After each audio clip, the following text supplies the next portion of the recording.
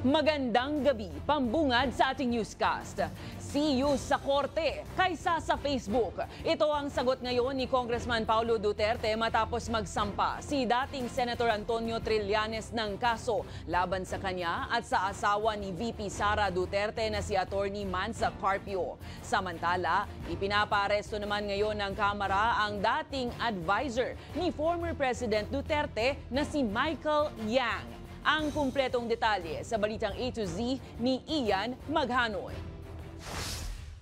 Sumadya sa tanggapan ng Department of Justice sa Maynila si former Senator Antonio Trillanes IV para formal na ireklamo sa kasong drug smuggling at korupsyon sina Davao City 1st District Representative Paulo Duterte, ang asawa ni Vice President Inday Sara Duterte na si Attorney Mansa Carpio, dating Customs Commissioner Nicanor Faeldon at iba pa. Kasama rin sa mga kinasuhan sina former Presidential Advisor on Indigenous Peoples Concerns Allen Capuyan, Davao City Councilor Small Abellera, Charlie Tan at 4 pang individual. Ito ay in connection with the 6.4 billion peso shabu shipment na nahuli noong 2017.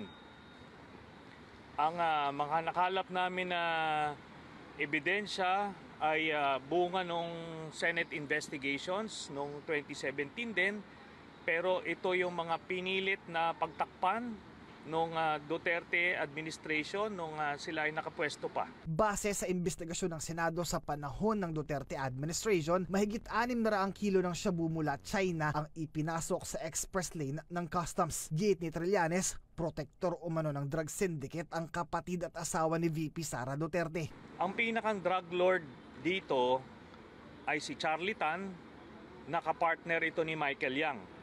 Magkapareha sila ng triad. Tapos ang naging protector ay sila Pulong Duterte at Mansa Carpio. Tapos ang mga naging facilitators naman ito na ipasok ito at naipuslit palabas ng customs ay sina Faeldon, sina Allen Capuyan at iba pa na mga na-mention dun sa case. Welcome naman kay Congressman Pulong Duterte ang reklamo dahil maigi raw na dalhin ang issue sa korte kaysa sa Facebook. Iginiit rin ng kongresista na walang katotohanan o basehan ang mga paratang. Habang wala pa namang sagot ang Office of the Vice President, ang second gentleman hinggil sa naturang kaso. Kasabay naman ito, pinaaresto na ng House Committee on Dangerous Drugs ang dating Duterte advisor na si Michael Yang. Ito'y dahil sa hindi pagsipot sa mga pagdinig ukol sa umunoy pagkakasangkot sa 3.6 billion pesos na shabu na nasabat sa Mexico, Pampanga ng nakaraang taon. Gayunpaman, base sa impormasyon ni Surigao del Norte Representative Ace Barbers, nasa Dubai na si Yang. We will have to provide an information to the immigration and the DFA, so that the DFA and our immigration can likewise alarm other countries about the arrest order namin in-issue dito sa House of Representatives. Bukod sa umunoy pagkakasangkot sa illegal drug trade sa Pilipinas, una na ring nasangkot siyang sa Pharmally scandal noong Duterte administration.